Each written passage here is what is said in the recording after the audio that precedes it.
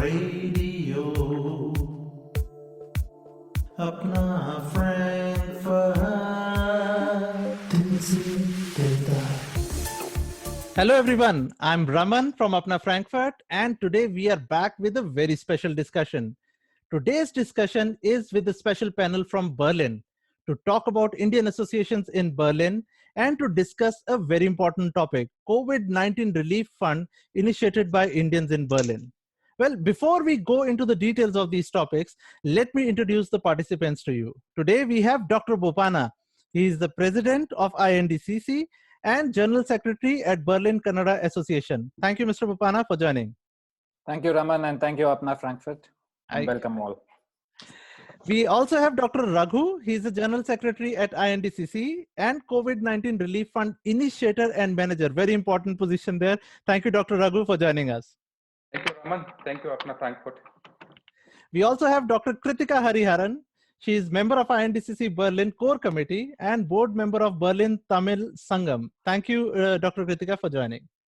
Namaskar, and thank you for the opportunity. Yeah. We also have Mr. Akhil Agarwal. He's the member of INDCC Berlin. Thank you, Akhil, for joining. Thanks a lot. It's an honor to speak with you. Thank you. Thank you. We also have Ms. Anjana Singh. She is the founder, member, and president of Amical Center for Educational and Cultural Exchange. Thank you, Anjana ji, for joining us today. Namaskar, Raman. Dhanyavad, Apna Frankfurt. Thank you, ma'am. We also have Mr. Mitul Patel. He is representing Yuva Berlin Students Association and coordinator and member of Gujarati Samaj Berlin. Thank you, Mitul, for joining. Hello, Raman. Okay, so let's now jump into some key questions. INDCC in Berlin. What is it all about? I mean, what was the need of founding such an association? And because today we have the president of INDCC, Dr. Bopana, with us, maybe we would like to start with Dr. Bopana. Would you like to tell us something more about INDCC, Dr. Bopana? Yeah, so INDCC, it stands for Indian National Days Celebration Committee. The name might sound a bit abstract, but the meaning behind it is very profound. And we have to be very thankful for our seniors here who thought about it and constituted this. It goes back in history as one of the oldest Indian associations here. So it's a collection of associations. It was founded in 1982. And the main motto was to bring India on one stage. And when you say India, it can be, what comes to mind is the Independence Day and the Republic Day. So basically, that is what INDCC is representing.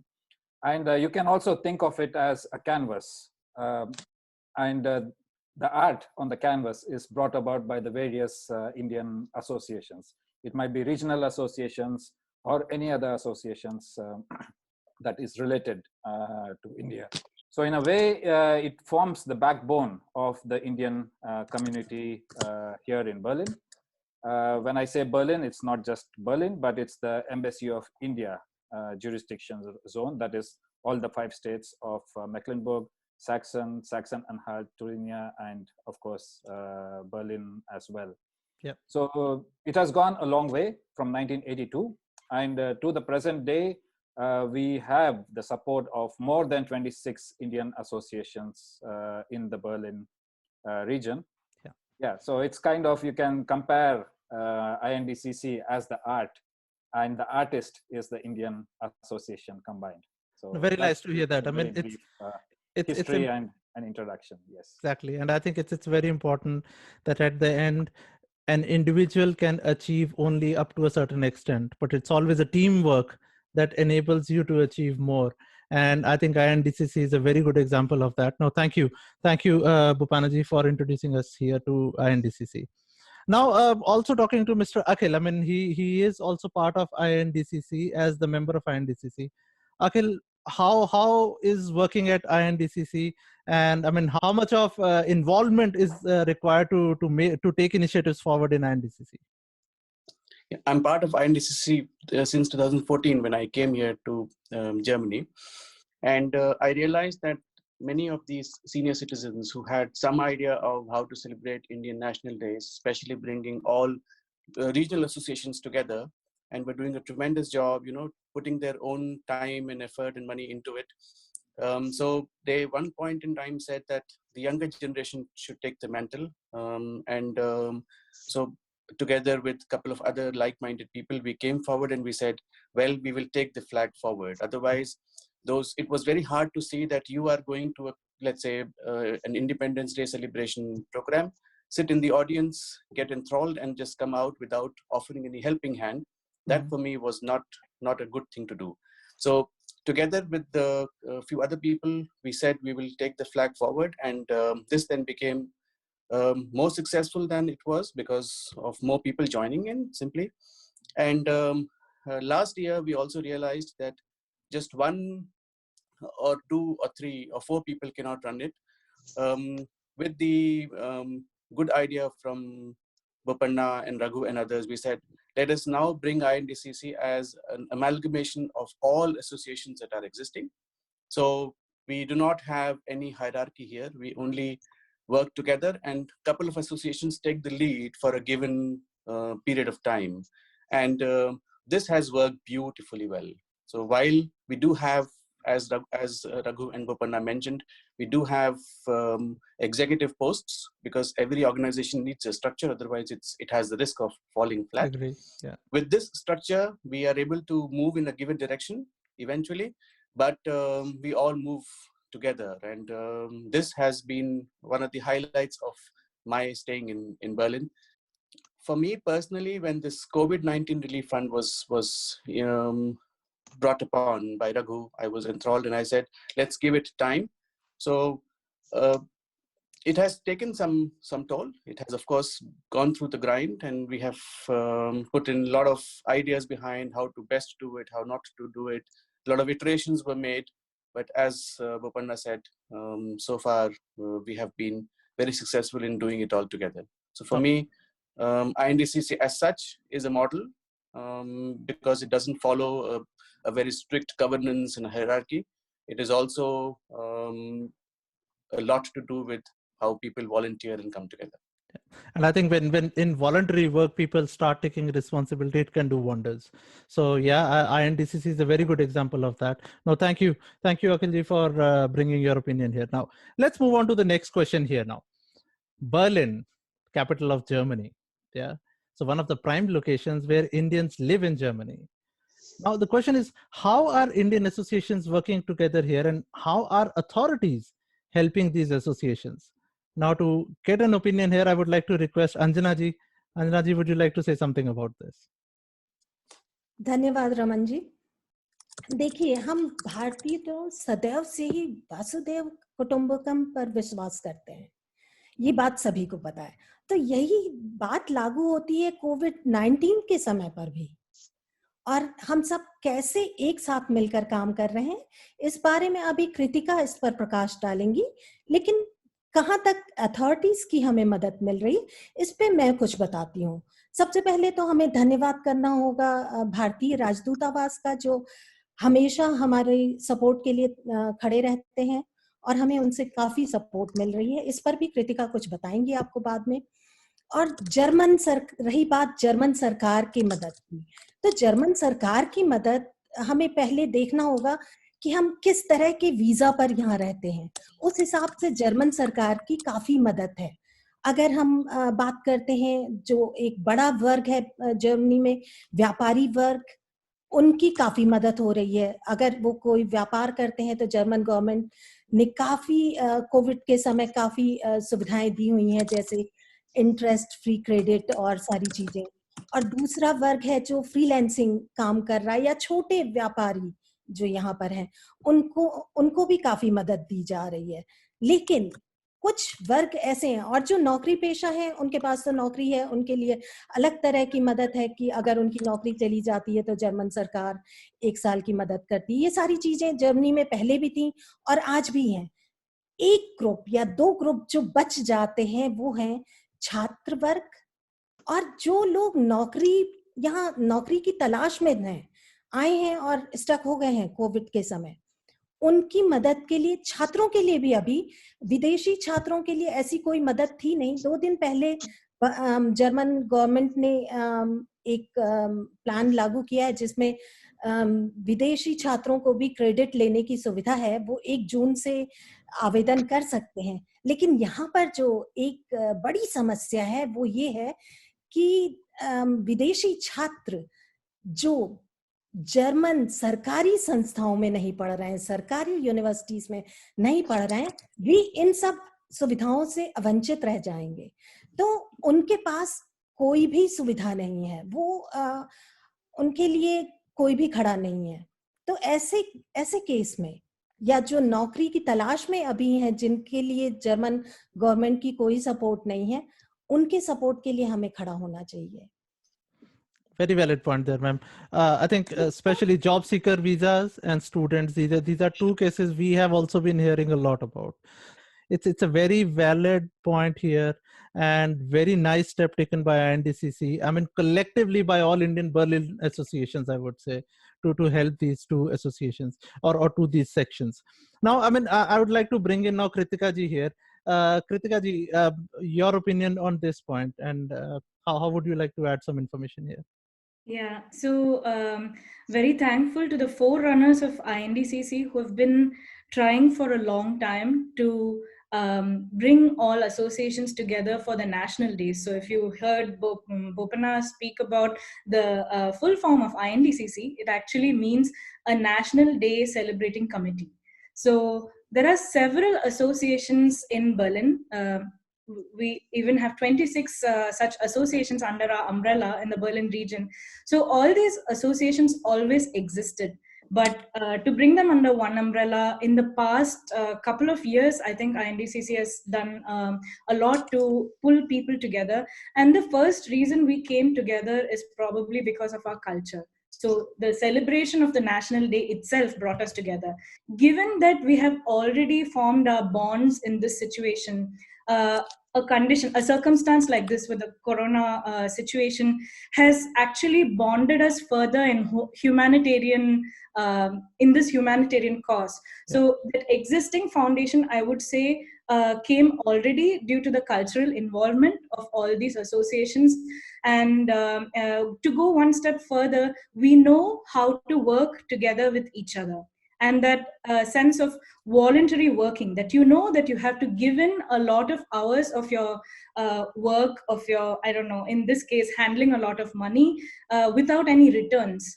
That is one thing that all the associations here have already accepted and are prepared for it. I think everybody from the different associations deserves some kind of appreciation for coming forward for that. And also, when all the associations stand united like that, it becomes much easier for the embassy to understand whom to support. For an embassy to look at us and say, hey, they have it handled. They know how to distribute the work among themselves, and this is going for a good reason. I think that kind of working together has been like a gradual process over the years culturally, and has now become of use in a humanitarian manner. No, thank you very much. Now with that, let's move a little bit more towards the COVID-19 relief fund part. Now, I mean, despite all the help offered by German government, INDCC has started this COVID-19 relief fund. Now, the question is, what is the need of such a fund, and who all can benefit from this? So we have Mr. Raghu, who is basically also the manager and the founder of this fund. So I would like to now request Mr. Raghu to bring his opinion on these questions. Thanks, Raman. I would like to share how this idea was emerged and transformed to its current status and current form. As clearly mentioned, Bopana, Kritika, Akhilji, see, we always, my opinion, on that point of time, see, INDCC stand for cultural activities. We all the time receiving end, in the sense, Government of India supporting us also these cultural activities. So we thought, let's do something. We have to now support the government. So in that, we thought, okay, let's do something. Collectively, INDCC do some kind of contribution to the PM Relief Fund. That was the idea was emerged. And then we thought that hypothetically, see, X number of people are working population around the Berlin. If everyone contributes at 10 euros, could be huge amount. So several ideas was emerged. At the same time, our mailbox are completely popped up with several issues, student issues, job seeker issues. So in our social media and Facebook, even our internal social media, all the issues are coming up. And then we thought, okay, what we collect, let's handle our community problems first. In case any amount left, then we can give it to PM Relief Fund. That was an idea. And this idea also, generally we thought to do only help in the Berlin because our fund is very limited. So at the same time, Indian Embassy come to know, of course, we keep on exchanging our information through webinars, what we are doing, every association, every community. And then Indian Embassy said, okay, we equally will stand for you. Please extend your support to all the jurisdiction, Berlin Embassy jurisdiction. So that's the way the idea was emerged. I particularly thank all our team, all our executive team, so everyone putting the time and effort and energy. Even some people were working 24/7, particularly Mithil, I really thanks to you, working 24/7, and then Akhil Bhai, Ram Bhai working on our charter, our model. So now it's becoming a popular model, INDCC model, and Indian Embassy recommending to all the associations, other part of Hamburg, Frankfurt, so at least to follow our path. But that's the way idea was emerged. Thank you. Thank you, Raghu. Yeah. And I mean, bringing in Mithil now into the discussion, because he is representing a very important section, the students in Germany and in Berlin. Mithil, what do you think about this relief fund, and how has your contribution been there? So I would like to start with thanking all, especially Raghu and everyone, to bringing me this INTES team. Like basically, as a team of a student association, we observed that the new students who basically recently come to the Germany, let's say around from last week of February onwards.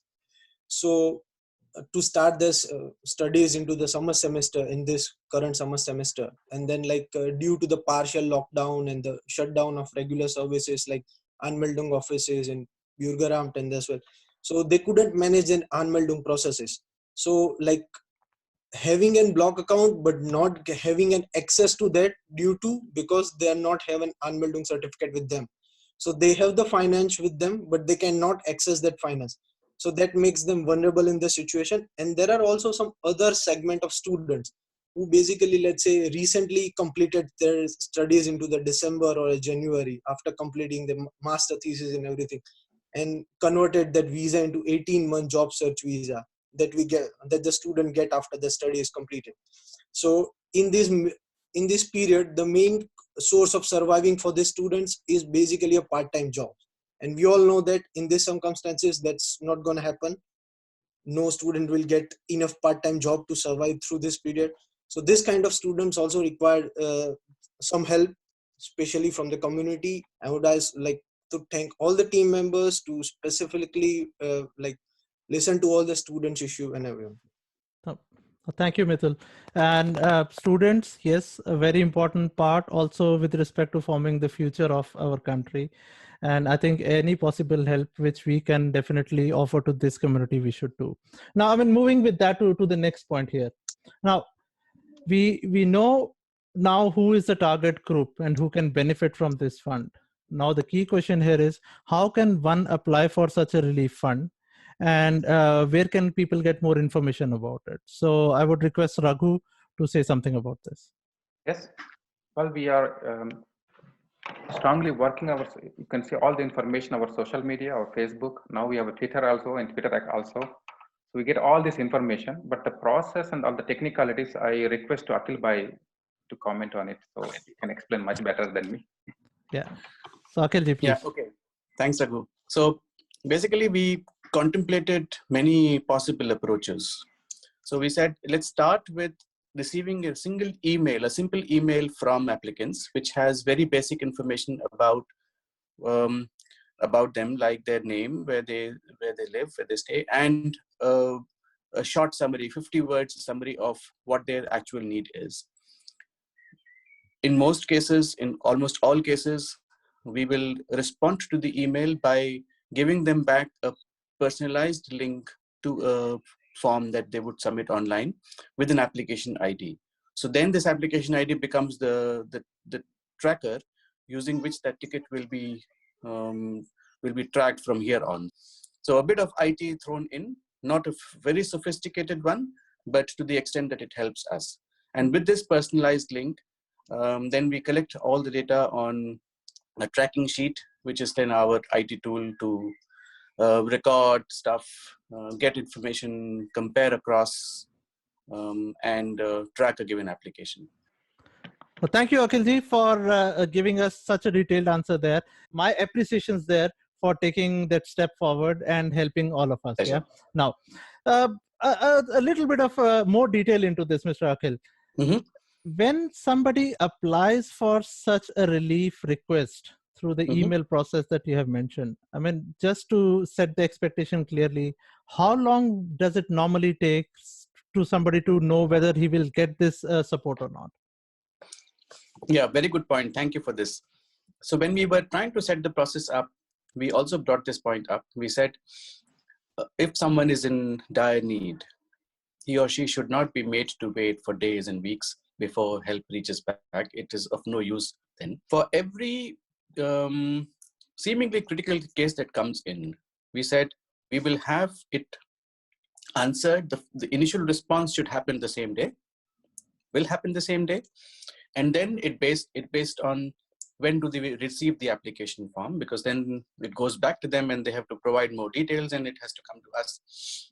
If the application forms comes on day X, then for critical cases, we will respond with a yes or a no on day X+2. So best case, 2 days it should take from receiving the first email to having the fund or the support approved. No, well, thank you very much for mentioning this, and appreciations. Only appreciations from my side now. Thank you. Thank you for taking it up. Yeah.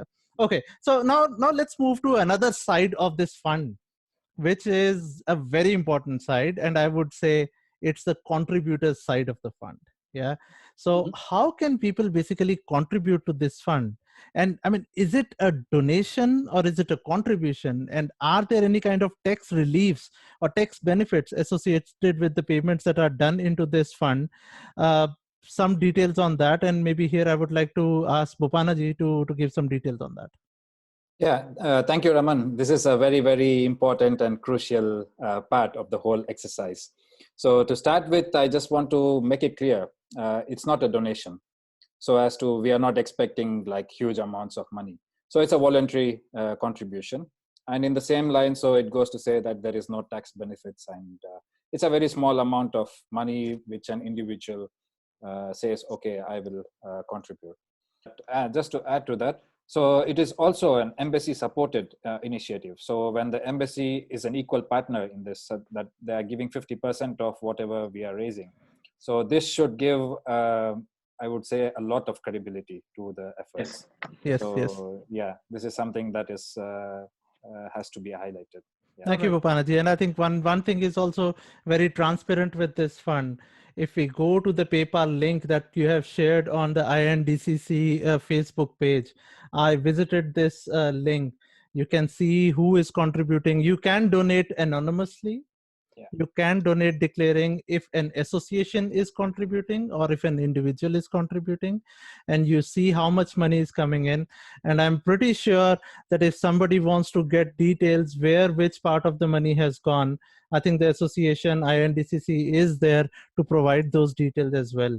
So exactly. People should feel more comfortable about the transparency here. And I mean, the whole information, whatever is required, it can be provided to people. Let's move on to the next point now from here. Now there are several associations like INDCC. I mean, INDCC is one collection of associations, as we have heard. We also have associations in Frankfurt. We also have associations in Munich and Hamburg. And I mean, before we started the call, I was talking about, yeah, there is a dream that we should have an India road show on Germany level sometime. And it's very important that all these regions should come together and make it happen. So now, I mean, getting your opinions on this vision, how you think this can be made possible. So would like to bring in Anjana ji here. Anjana ji, अपने opinion share करेंगे please. जी, अगर हम अभी बात करते हैं इस समय की कोविड-19 के समय की, तो हम आपसी बातचीत के जरिए बहुत कुछ अपना काम आसान कर सकते हैं, क्योंकि जो समस्याएं शुरू में हमारे साथ हमारे पास आई, उन समस्याओं का हल हमारे पास आज है।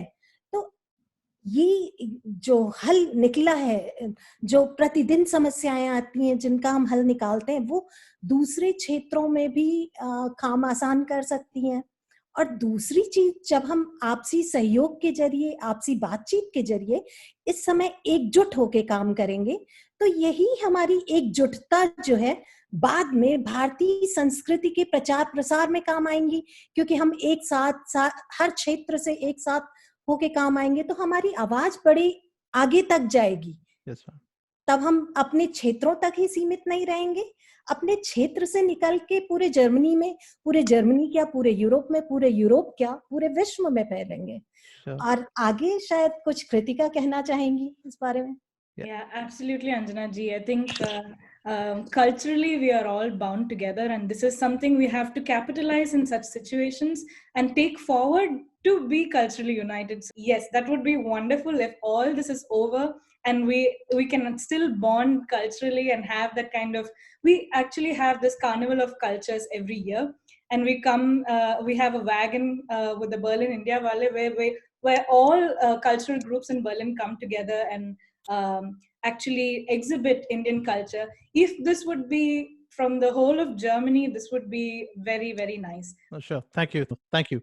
And again, I mean, Apna Frankfurt is an association or organization where we envision to bring Germany together on one platform, where we can share the concerns of the community together, where we can bring the community together, and maybe we can even come together to have a road show by having India represented in different parts of the country, going there, performing our cultural activities, telling people what India is all about, how big-hearted we are, so that we can integrate with Germany even better. Yeah. So let's hope that that will happen in the coming times. Now, with that, now I would like to move towards the end of our discussion. Well, I would like to thank each and every one of you for taking up this responsibility, for doing this extraordinary work for the overall Indian community.